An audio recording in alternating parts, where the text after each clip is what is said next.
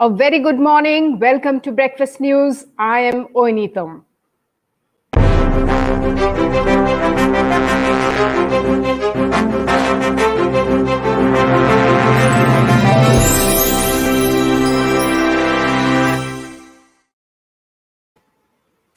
Let me run you through the top headlines in today morning's The Sentinel. First up, of course, the Deputy Commissioner Kamrup Metro's report on the land encroachments that has been happening in and around Kamrup Metro. The Deputy Commissioner Bishwajit Pegu has painted a grim picture of the encroachment of lands, including those belonging to the government across the Kamrup Metropolitan District.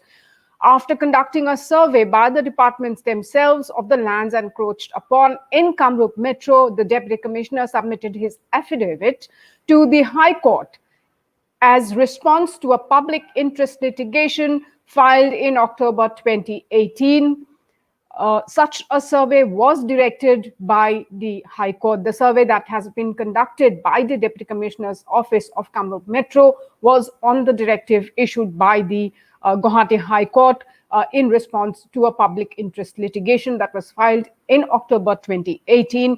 And the findings of the survey definitely is grim, and this particular news article gives you a detail of the kind of encroachments that has been happening across Kamrup, and a lot of government land has also been encroached upon. In fact, viewers, we had informed you about another survey that was done by the Forest Department, where that particular survey revealed that various areas of reserve forests, up to 80% of those in and around Guwahati and Kamrup Metro, have been encroached upon. And the worrisome factor here is that most of these encroached land have now become the den for criminal activities. So this is the top story in today morning's The Sentinel.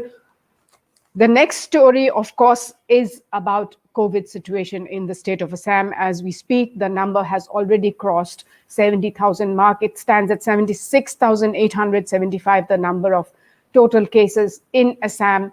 The number of active cases stands at 21,468. Number of patients who have been discharged stands at 55,215, and the deaths have gone up to 189.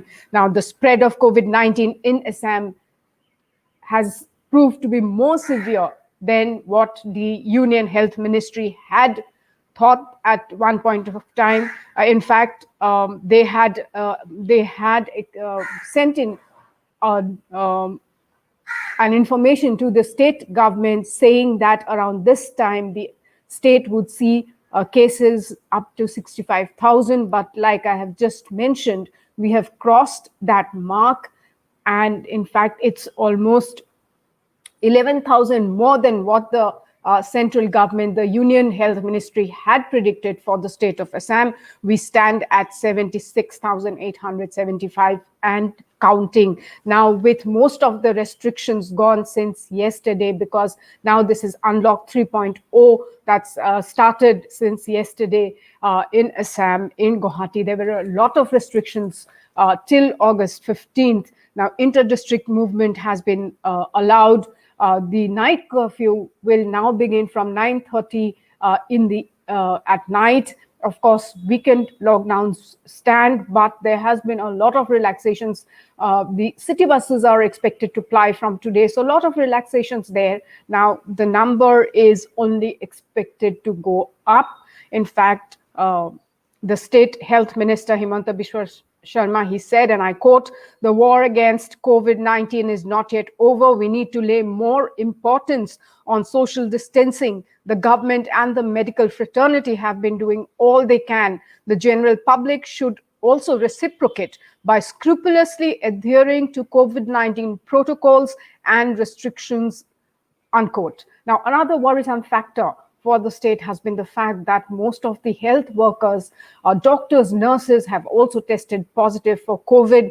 Now, according to sources, 295 doctors 160 nurses and 130 cleaners have tested positive for COVID across the state. So these are some of the factors that the number of cases that's seeing a spike now. That's a major cause of concern. And of course, the other worrisome factor is this, that health workers, doctors, nurses, cleaners, lab technicians, they are also testing positive.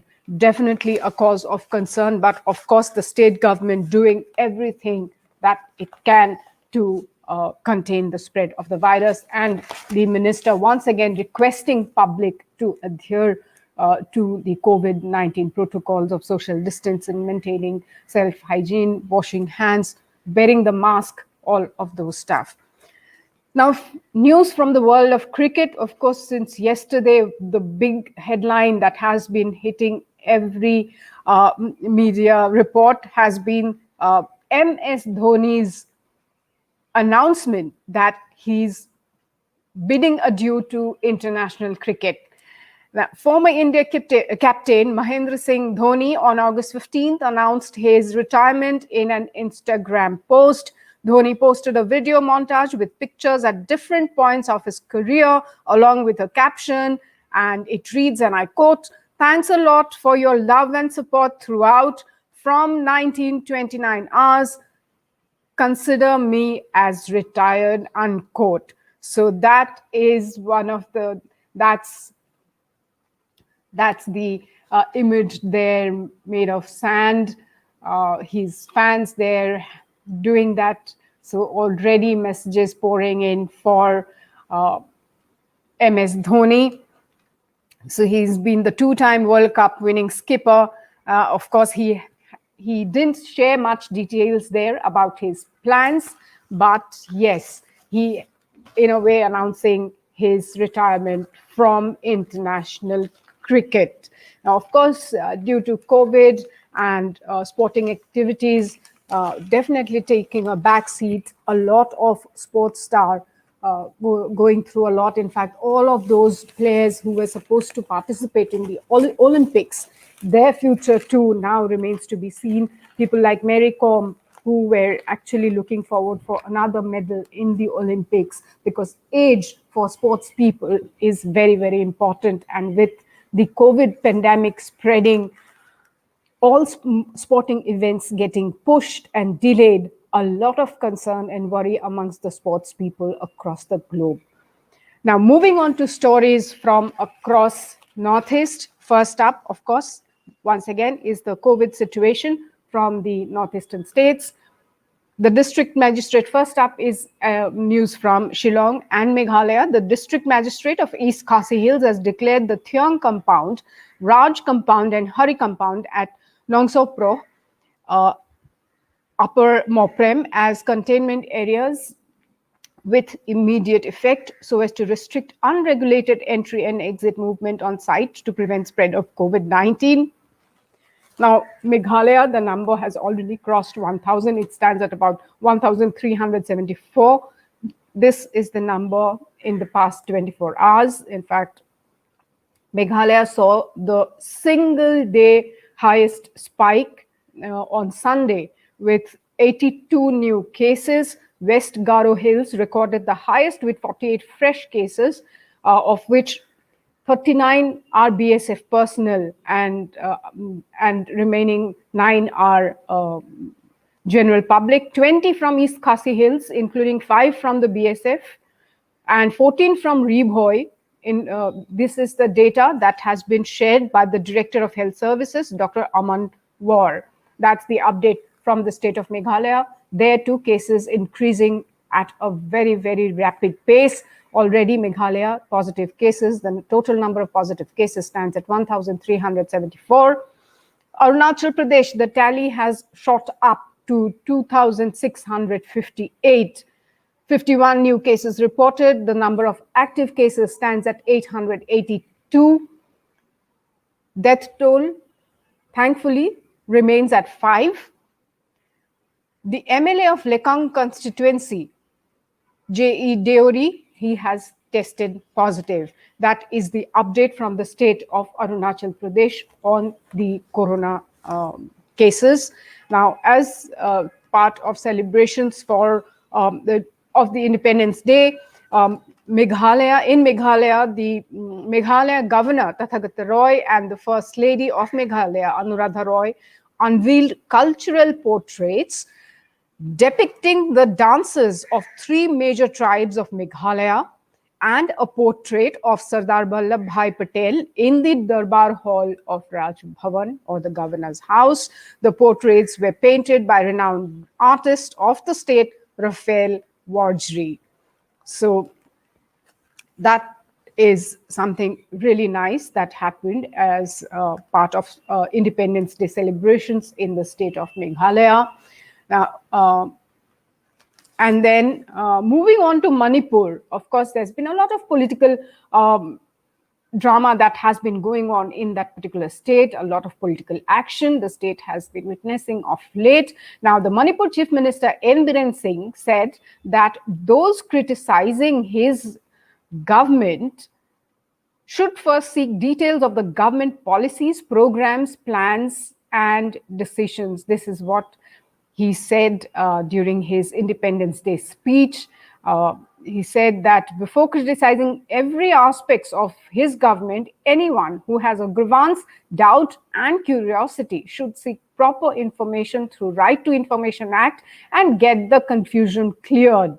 Without referring to the recent incident of death of 2 women, Singh also warned that strict action would be taken against private and government healthcare facilities if they deny admission and necessary treatment to COVID-19 patients. 2 women, including a pregnant woman, died earlier this month, allegedly after hospitals in Imphal denied their treatments despite government's instructions not to refuse admission or treatment of any patients.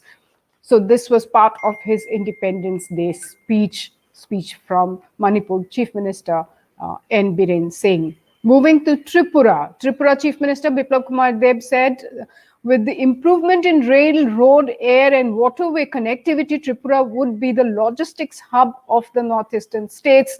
3 projects are now underway to link Tripura with Bangladesh through rail, road, and waterways. After the completion of these projects, Tripura and the neighboring northeastern states would be connected with other parts of India and the world via Bangladesh. So of late, there has been a lot of activity going on as far as the infrastructure projects in that particular state is concerned. There's a rail project that's been underway. The linkages with Bangladesh to give a much needed boost to trade and commerce in the entire northeastern region. In fact, once Tripura is well connected with Bangladesh, then it will give a boost not just to the trade and economic ties, commerce, trade relations between Northeast and Bangladesh, but will give a push to the trade and commerce between whole of India and Bangladesh, and that is what has been happening. In fact, some of the container movements have already begun, so a big boost expected for the economy of the region as these links open up, as the infrastructure gets a big push from the central as well as the respective state governments. In fact, that is all that I have for all of you at this hour. Thank you so much for joining me this morning. Have a great week ahead. Stay safe, take care. Of course, stay logged into our site, sentinelassam.com, as we will continue to bring you all the news and updates. And of course, follow us on Twitter, Instagram, Facebook, and YouTube. Do subscribe to us on all of these social media platforms. Get all our news videos there, and we will keep you updated on the latest that happens across the state, region, nation, and the world. Thank you again for joining me. Till we meet again, goodbye. Take care.